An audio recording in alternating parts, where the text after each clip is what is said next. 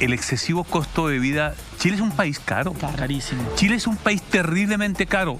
Por cualquier variable, por cualquier promedio o por cualquier cifra que tú quieras poner. Es que con Marcos tuvimos unas interesantes conversaciones en el Senado y nos abocábamos a un tema de fondo en el país. Chile es terriblemente caro. Terriblemente caro. Y tú le agregas la variable salario y yo te digo, cualquier salario, cualquier cifra de acá sigue siendo caro. Entonces, me pregunto en voz alta, y tú que has estudiado el tema, es ¿por qué un país con un costo de vida tan caro y que sigue aumentando el precio de los bienes inmobiliarios carísimo, el precio de los bienes diarios carísimo, el desplazamiento, el transporte, es decir, todo terrible, todo es caro?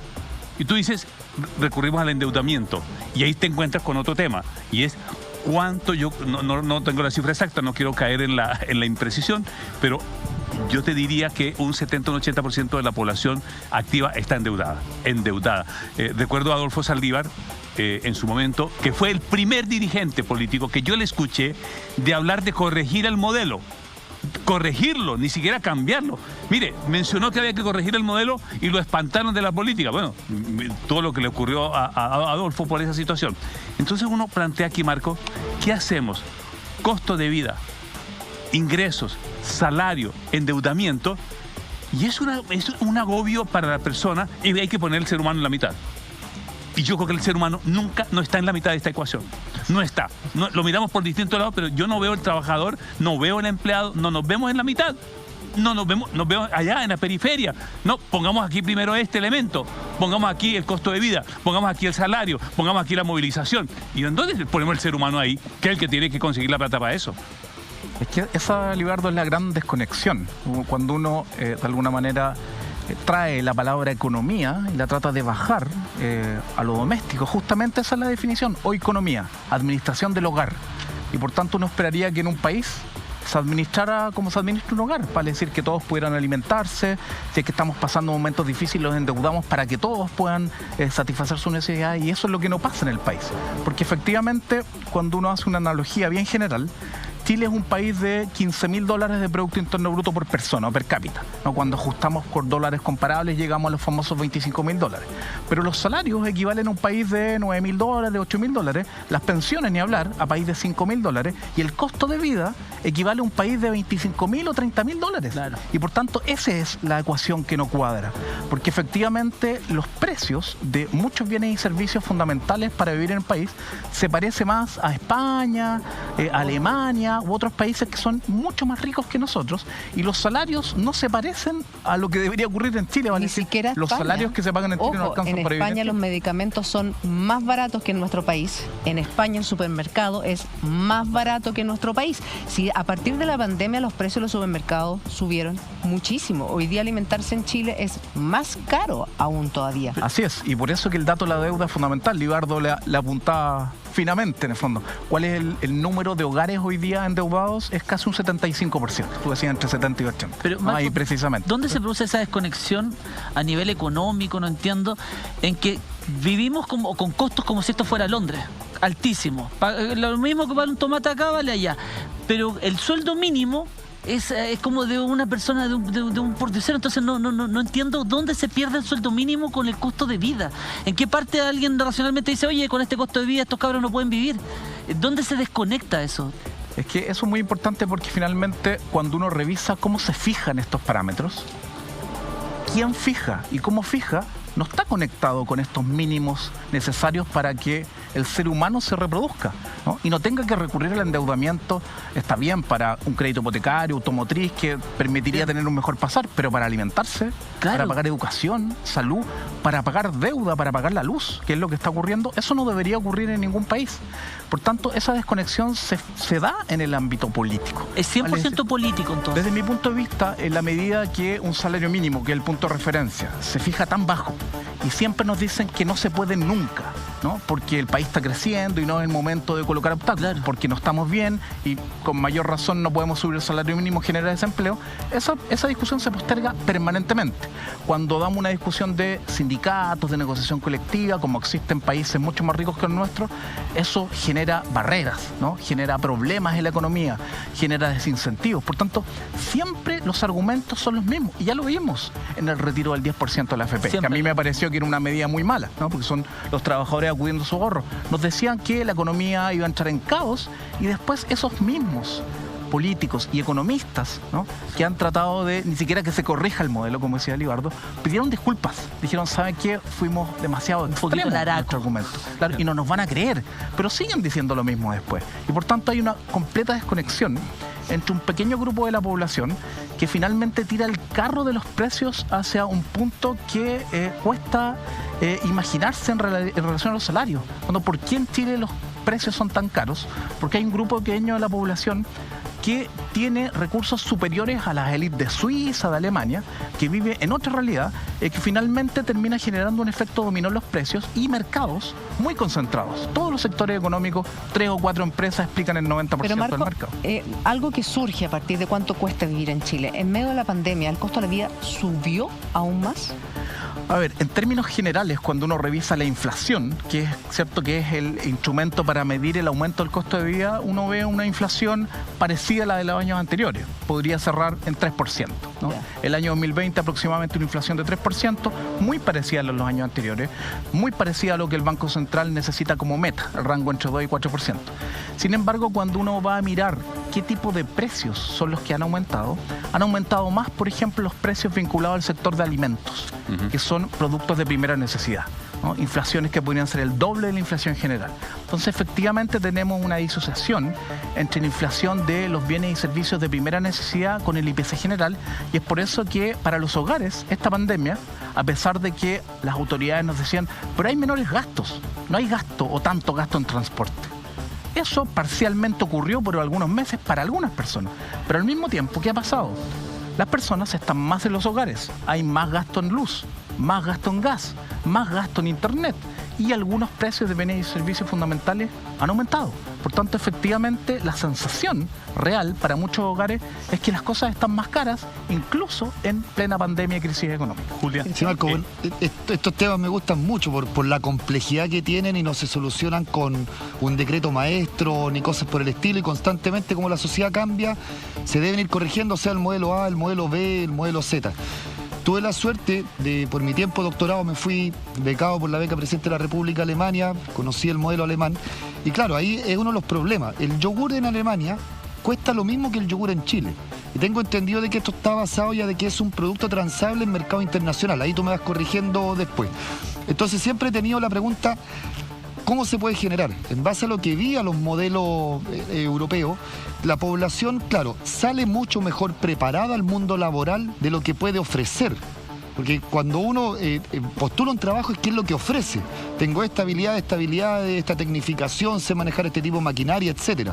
Entonces, claro, el nivel alemán ya desde el colegio salen mucho más preparados que nosotros, desde el punto de vista del civismo, como ciudadano, como comportarte, el gasto que se genera al Estado, destruir semáforos, versus allá, si yo tiro una colilla de cigarro al suelo, son 14.000 pesos, tiro un chicle al suelo, son 14.000 pesos, me hicieron 3 veces alcotés en bicicleta, a las 12 de la noche, no podía tomar más de 3 cervezas, entonces, desde ahí en adelante, de todo el gasto que le generamos al Estado, hay cifras de Municipalidad de Santiago, más de $1 millón al año que gasta en reparar, restituir infraestructura pública. Entonces parte desde ahí, de todo el gasto que se le genera al Estado, la operatividad del Estado en su eficiencia y también en el estilo de vida que adoptamos. Si yo quiero cambiar el auto cada 2 años, si yo opto por un sistema leasing, voy a vivir eternamente en una rueda. Entonces, entre querer comprarme un auto de X características y este otro, es mi poder de decisión. Y ahí también yo alego mucho a veces el doble estándar del chileno. Cuando quiere llorar porque no tiene plata, llora. Pero cuando quiere decir, yo hago esto, yo tengo esto otro, me compré el televisor último modelo, el teléfono de 600.000 pesos, yo nunca he pagado por un teléfono. Busco el plan más barato, porque yo voy al mensaje, esto está tan caro porque hay gente que paga. Si no pagamos, aunque sea libre mercado, va a comenzar a bajar los precios. Si la palta hoy día está a 6.000 pesos, no como palta este mes, punto. Entonces, a lo que voy, ¿cómo se soluciona? Ya de que subir ese nivel de sueldo mínimo, los productos transables a nivel internacional, el auto en Brasil, en España, en Chile, vale lo mismo, la misma marca, el mismo confort, pero hay un tema de cultura. En Alemania yo tenía tarjeta de crédito y no existía el pago a 3 cuotas precio contado, o pague a 12 meses. Entonces, ahí también viene un punto, la filosofía de vida que uno adopta. Si quiero comprarme el zapato más caro, cambiar el auto cada 2 meses, cambiar el teléfono cada vez que sale el último modelo, hasta cuál es el rol del Estado y cuál es el rol del empleador, porque siempre a veces se habla, no, que estas empresas ganan millones y millones, pero también la empresa tiene que ser competitiva frente a su mercado en el mercado internacional, transable, etcétera. Pero la pyme, el taller mecánico, la verdulería, que son 2, 3 trabajadores, subir 20.000, 50.000 pesos le pega fuerte. Entonces, veo esas 3 aristas, la cultura personal, el rol del Estado y el rol del privado. ¿Cómo se ha solucionado esto en países de que estaban en algún momento, 50 años atrás? ¿Cómo lo superaron en el tiempo? Esa es una de las grandes preguntas que siempre me hago. Sí, es una gran reflexión, pero creo que siempre hay mínimos, ¿no?, que tienen que permitir que ciertos elementos, ciertas dimensiones avancen. En general, si en Alemania, por ejemplo, está prohibido que tú pagues los alimentos en cuotas, ¿no?, eso es posible porque los salarios alcanzan para poder comprar los alimentos directamente. El problema es que si en Chile la mitad de los trabajadores y trabajadoras gana menos de 400.000, 401.000 pesos, no les queda otra, en muchos casos, de tener que recurrir a esas herramientas, a esos instrumentos para sobrevivir. Porque efectivamente siempre va a haber un componente de cultura, de educación financiera, pero cuando hay elementos estructurales que son transversales, que no son marginales, que no afectan a un 10% de la población, sino a un 70%, un 80%, yo creo que ahí el problema es otro, en términos gruesos, ¿no? Siempre es bueno atacar todas las dimensiones, pero cuando hay una dimensión que desde mi punto de vista es más importante que la otra, no podemos quedarnos atrás en ella. Entonces, tenemos un problema con las relaciones de poder en la sociedad. Hay que democratizar la economía, ¿no? Efectivamente, si, como tú dices, el precio de las paltas llega a 100.000 pesos, dejemos de comprar palta. Puede ocurrir eso, pero si el precio del pan sube mucho, el precio de la leche, no puedes sustituirla, ¿no? No hay un bien que permita sustituir el pan o la leche. Entonces, cuando tenemos todos los sectores concentrados y cuando la política, a través de las leyes, por ejemplo, permite que existan altos niveles de concentración, que existan oligopolios, poquitas empresas que explican la mayoría del mercado, finalmente cuando no hay grandes sanciones para los abusos, para las colusiones, y cuando hay un dato que es central, ¿no? Salió publicado hace poquito la principal base de datos a nivel mundial, ¿no? Estamos hablando de grandes economistas, Piketty, Saez, Zuckman a nivel mundial, bases de datos de desigualdad en el mundo. Datos de 175 países, inéditos, con datos administrativos, no de encuestas de hogares. Chile, cuando uno mira cuánto se lleva de la torta de lo que produce el país cada año, el 1% de mayores ingresos, Chile es el 4º país más desigual del mundo, junto a Santo Tomé y Príncipe, Mozambique y República Centroafricana. Entonces la pregunta, conectado con lo que tú comentas, ¿cómo es posible que un país como Chile, que no es un país de $2.000 per cápita, que no es un país pobre, tampoco es rico, pero no es pobre, al menos estamos en la medianía, esté en ese ranking? Y justamente, desde nuestro punto de vista, a través de distintos estudios, uno observa que tiene que ver con las relaciones de poder, que tiene que ver que no existen, en términos generales, la posibilidad de para que alguien con su trabajo, trabajando jornada completa, pueda sacar a su familia de la pobreza, pueda satisfacer sus necesidades, no tenga que endeudarse para esas cosas más elementales. Fíjate, Marcos, el día 21 de octubre hicimos Mentiras Verdaderas, en plena, que fue el primer programa en vivo respecto a lo que había ocurrido. Y esa noche vino Oscar Landerreche, estuvo Carlos Gajardo, estuvo la niña Michelson, estuvo Marco Antonio de la Parra. Me pregunta Eduardo una explicación, la misma que dice Claudio, en qué momento se provoca esta desconexión que dio origen a eso. Y quiero volver a lo que en ese momento dije, que es lo siguiente. Chile, durante 40 años, privilegió lo que yo llamo el consenso económico. Y si uno revisa la evidencia, que es toda la prensa hacia atrás, se da cuenta que durante 40 años lo que mandaba periodísticamente o la información que salía era la economía primero.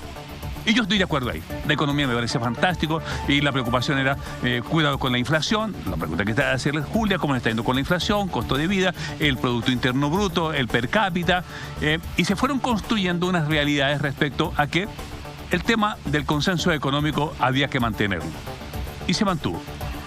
Entonces yo dije esta noche, lo que ocurre, y lo vuelvo a reiterar aquí, lo que ocurrió es que el faltante que explica esta desconexión es que no hubo el consenso social. Porque si tú a eso le planteas el consenso social, había resuelto este tema. ¿Desde qué punto de vista? Protección social. Y ahí metes el salario, y ahí metes la expectativa, y ahí metes los ingresos, y ahí metes los salarios, y ahí metes todas estas condiciones. Entonces Chile lo que no quiere resolver y que no ha resuelto es el consenso social, que es protección social por una parte, entendido todo este conjunto de hechos. La salud, por otra parte, quiero decir que la salud ha respondido en esta pandemia, pero una salud mucho más profunda, que llegue, que la gente no espere durante meses que lo hospitalicen y la operen. No, de esa salud de la que yo hablo. Hablo de un sistema de pensiones que dé cuenta que la gente se sacrifica y que cuando llega la vejez, el momento de la salida, el sistema lo protege porque lo tiene que proteger. El sistema educativo. Fíjate lo importante que es el sistema educativo. Y le agrego un componente adicional, que se nos instaló la cultura del abuso. Entonces, si yo tengo una relación de poder por sobre ti, Marco, seguramente que voy a intentar abusar de ti porque porque se nos metió. Entonces se nos metieron unos elementos que desde la mirada política y de todos no fuimos capaces de advertir que para una coexistencia, economía, lo que tú llamas democratizar la economía, que yo llamo mantener un consenso económico y mantener el consenso social, es que al día de hoy lo peor de todo es que nadie se ha ocupado del consenso social. Entonces sigue provocándose esta larga dicotomía y es en qué momento comienzan a conversar y a converger estos dos consensos que primero que todo tienen que ir de la mano. Es que tienen que ir de la mano. La mayoría de los países que han prosperado es porque estos dos consensos han ido de la mano. Y ahí zanjamos y ahí provocamos este encuentro que nos estamos demorando mucho. Entonces a uno le pintan, vamos a ser país desarrollado. Mentiras, no lo vamos a alcanzar a hacer porque tenemos un lastre muy pesado. Nos falta protección social, nos falta salud, nos falta educación, nos falta sistema de pensiones, pero nos falta ponerle fin a la cultura del abuso. Absolutamente. Por eso hay una gran diferencia entre un modelo, una estrategia de desarrollo, sí, versus un modelo de acumulación, que es muy distinto. Claro. Tú puedes hacer crecer un país. Ese país puede generar riqueza, ¿no? Puede generar crecimiento permanentemente, pero otra cosa muy distinta es que exista desarrollo en los hogares de Chile. Y es por eso que yo comparto lo que tú dices y creo que esta idea de que el fin en sí mismo es el crecimiento. Crezcamos y después vemos, ¿no? No podemos distribuir nada si no hay torta. Claro. Yo creo que esa no es la manera, ¿no? No es la reflexión que hicieron en otros países que son mucho más ricos que nosotros y nosotras, sino que se hizo al mismo tiempo, ¿no? Vale decir, acá no se trata de alcanzamos lo económico, ahora vamos por lo social. Creo que todas las dimensiones tienen que avanzar en paralelo, porque si no tú pierdes de vista algo elemental, que tú puedes generar crecimiento, pero tienes que ver cómo, qué tipo de crecimiento fue aquel. Y por tanto, hasta el propio Fondo Monetario Internacional nos dice lo siguiente: los países muy desiguales en algún momento no pueden crecer. No. Hasta el propio crecimiento económico hoy día se ve amenazado. Es por eso que la capacidad de generar crecimiento en el mediano plazo, que se llama el PIB tendencial, hoy día está en torno al 2%, algo muy pobre, ¿no? Algo que no tiene nada que ver con el 6, con el 5, el 7% de décadas anteriores. Entonces ahí hay un dato que es fundamental. Por ejemplo, cuando uno observa países como Croacia, la particularidad es que cuando uno lo compara con Chile, tiene el mismo PIB per cápita ajustado por dólares comparables, ¿no? Una metodología para poder comparar peras con peras. ¿Cuál es el salario mínimo? Por ejemplo, un parámetro. En Croacia es 73% superior al chileno en dólares comparables, siendo que el tamaño de la economía es la misma. Si nosotros subiéramos el salario mínimo en 73%, por ejemplo, de manera gradual, con un programa para las empresas más pequeñitas, un subsidio temporal para que puedan acostumbrarse a sus mejores salarios, ¿a qué punto llegaría el salario mínimo? A cerca de 560.000 pesos. ¿Cuál es el salario mínimo bruto? ¿Cuál es el salario mínimo líquido de un salario mínimo bruto de esa magnitud? Casi 460.000 pesos. Hoy día la línea de la pobreza en Chile, para un hogar promedio de 3 a 4 personas, es 460.000 pesos, vale decir, el propio estándar que el Estado chileno define. Por tanto, la gran pregunta es, ¿qué pasó? Que los estándares que el propio Estado define ni siquiera los respetamos Súplenlo. cuando definimos estos pisos mínimos. Sí.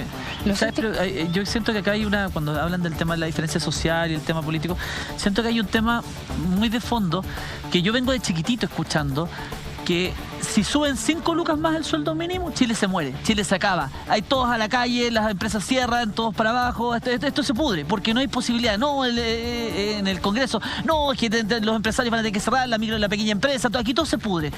Y ya no hemos dado cuenta que eso de verdad, yo me he dado cuenta por el tiempo, que eso es falso. Nada de eso es real. Que suban el sueldo 5, 10 mil pesos, y de hecho las discusiones son por 10 mil pesos, 7 mil pesos, y se sacan los ojos en el Congreso y aparecen unos lobos que dicen, no, es que aquí Chile se muere si le dan los 2 lucas más al... Entonces yo no entiendo cómo podríamos llegar a un consenso nacional de poder subir a un sueldo mínimo que realmente te permita desarrollarte como una persona, como un ser humano decente. Porque yo creo que también eso tiene mucho que ver de la mano con Más la que decente, delincuencia, con muchos problemas que se generan a nivel social. Porque es lógico que si con 300 y tantos mil pesos te dicen este es tu sueldo y con eso tienes que vivir y no alcanza para vivir, ¿de dónde crees que va a sacar esa persona? Es imposible pedirle que no, que se vaya a la delincuencia, que no se vaya al comercio informal, que no haga otro tipo de actividades que de hecho la misma ley, el mismo Estado te lo prohíbe. Entonces, ¿cómo? No me cuadra. ¿Y de qué forma logro romper esta barrera política de estos desgraciados que piensan que en definitiva pueden tener a la gente viviendo de esa manera? Porque es que no, realmente es una cosa muy mía. Siento que te dicen, vive con un sueldo mínimo, pero ese sueldo mínimo no te alcanza. Paga y vive, paga educación, paga salud, paga transporte, pero a la vez no te doy las opciones de hacerlo. ¿Cómo le puedo pedir a alguien eso? ¿Y cómo humanamente puedo llegar a un sueldo mínimo real y romper estos lobos y a toda esta gente que realmente te mete cosas en la cabeza que no se puede hacer? ¿Cómo tú lo harías, Marco? Claro, en primer lugar yo comparto lo que tú dices, no se le puede exigir a aquellas personas que ni siquiera tienen lo mínimo, lo básico, que hagan X, Y o Z, ¿no? Recordemos que en otros países existe el salario social. ¿Qué es el salario social? Que la salud, la educación, las pensiones en algunos casos, están financiadas a través de impuestos generales, ¿no? Y eso es muy importante porque no solo los salarios en Chile son bajos, sino que con lo poco que tienes que comprar otras cosas que en otros países no se compran, ¿no? La salud, la educación no se compra. Y en algunos casos muchos hogares, para tratar de tener una atención oportuna, para pensar que van a tener una educación mejor, compran educación y compran salud. Entonces es un primer punto. En segundo lugar, tenemos un problema importante que tiene que ver, insisto, con la distribución del poder. Cuando nos dicen que el país se viene abajo porque va a subir el salario mínimo, voy a decir un poco más que lo que tú dijiste, 15 mil o 20 mil pesos, y permanentemente nos dicen desempleo, caos, yo insisto, recordemos la discusión del retiro del 10% de la AFP y revisemos la prensa. Caos. Las personas van a recibir menos plata de la que retiraron, la plata que les quedó en la AFP va a bajar porque el la sistema economía se va a caer. desfinanciar, no vamos a poder cubrir las necesidades básicas. Y lo dijeron desde Capitán Apache, ¿no? Todos. En el fondo, desde grandes autoridades hasta distintos políticos de distintos sectores. Y después pidieron disculpas, omitieron argumentos como que eso iba a ayudar a reactivar la economía del país por efecto de la demanda. Entonces acá tiene que haber una redefinición de las reglas del juego. Yo creo que, por ejemplo, cuando decimos tenemos que hacer un nuevo pacto social, yo creo que debemos hacer un pacto social porque no tenemos un pacto anterior. En los últimos 50 años, ¿quién pactó? Nadie, ¿no? ¿Quién se puso de acuerdo para decir estos son los mínimos sociales, debería haber ciertos bienes públicos garantizados? Y algo muy importante, la recaudación por impuestos en Chile, como porcentaje de la economía, como porcentaje del PIB, lleva cerca de 15 años pegada entre 19 y 21% del PIB. Y en general lo que ocurre en los países capitalistas del mundo es que a la medida que los países se hacen más ricos, aumenta la recaudación de impuestos y eso permite financiar más derechos públicos y sociales. Entonces, ¿por qué no ha aumentado la recaudación? Porque hay una enorme barrera y se ha obstaculizado por parte de las élites para que eso no ocurra. Eso es lamentable, la visión de corto plazo. Gano tanta plata, déjenme hacer lo mismo que hago, no me cambien las reglas del juego y por tanto ni siquiera nos parecemos a los países capitalistas que han alcanzado mayores niveles de riqueza o de desarrollo y estamos en medio de esa disputa. Cuando tú decías, la gente, ¿no? Si nos dicen que aumentan 5.000 o 10.000 pesos el salario mínimo, ¿no? De alguna manera van a salir a la calle a decir esto no se puede. Bueno, la gente salió a la calle el 19 de octubre justamente porque no se subió el salario mínimo, porque no cambiamos el sistema de pensiones, porque no mejoramos el nivel de salud y finalmente todo lo que nos dijeron se volvió como un boomerang. Y hoy día va a costar mucho más que hace 5 o 10 años poder llegar a un buen equilibrio para que existan condiciones básicas para que los hogares puedan satisfacer sus Marco, a necesidades. todo el panorama que tú describes, además hay que sumarle lo que ha pasado con la pandemia. Vamos ya, el 13 de enero vamos a cumplir 11, o sea, el 13 de febrero vamos a cumplir 11 meses en pandemia. Hay muchas familias que han perdido su fuente laboral, hay otros que han visto disminuido su salario. ¿Qué pasa con el sobreendeudamiento y qué, de alguna manera, recomendaciones tú les podrías dar a esas personas para enfrentar lo que viene? Porque se ve un 2021 muy similar a un 2020. Muy complejo. Hoy día la tasa de desempleo que publica el INE, que todavía tiene un rezago, el trimestre de septiembre-noviembre es de 10,8%. Estamos hablando de un poco menos de 1 millón de personas desempleadas, pero completamente desempleadas. Pero el propio INE publica indicadores complementarios. Por ejemplo, las personas que tienen un desempleo parcial, porque iban a buscar su trabajo tiempo completo de 45 horas, le dijeron, para usted solo tengo un trabajo de 10 horas el fin de semana. Entonces no nos podemos olvidar de esas personas. Estamos hablando de 542.000 personas en esa situación, subempleadas. Muchas personas que están en la inactividad porque ya no van a buscar trabajo porque dicen no lo voy a encontrar, no hay pega, o no puedo salir de la casa. O me tengo en el que caso de cuidar. las mujeres, por ejemplo. O me tengo que cuidar porque tengo alguna enfermedad de base. Por temor, porque no me queda otra, o porque no tengo quien me cuide a mis hijos, hijas, no están los colegios abiertos, los jardines, no tengo quien cuide a mi papá, a mi mamá, a mi adulto mayor. Estamos hablando que la inactividad ha aumentado más de 1 millón de personas. Entonces, estamos hablando de cerca de un 25% de la población hoy día con problemas de desempleo totales, parciales o potenciales. Entonces, cuando vamos a la lista del endeudamiento, pasó un fenómeno bien particular. Hoy día se estima que cerca de 11.500.000 personas están endeudadas en Chile. 82% de los mayores de 18 años endeudados. 700.000 adultos mayores. 700.000 adultos mayores, ¿no? Estamos hablando incluso el segmento que más ha aumentado la morosidad, que son las personas endeudadas que no pueden pagar las deudas, son las personas mayores de 70 años. Es el segmento que se ha disparado. Pero también pasó algo curioso. Teníamos casi 5 millones de deudores morosos, de esos 11 millones y medio, y bajaron a 4.400.000 y tantos mil. ¿Por qué? Por el retiro del 10%. Se pusieron al día en las deudas. Entonces, ¿qué pasa el 2021 que ya comienza? Lamentablemente va a seguir siendo un año muy difícil, porque aquí juntamos pandemia, juntamos crisis económica provocada por la pandemia y juntamos lo que teníamos antes de la pandemia y antes de la revuelta social, que era un escenario de bajos salarios y alto endeudamiento, porque todas las cifras que hemos comentado hasta el momento son las publicadas entre octubre y diciembre del 2019. Chile todavía no tiene cifras actuales para retratar la situación de los hogares. Imagínense cuando las conozcamos con la encuesta CACEN, que se conozca en julio o en agosto de este año.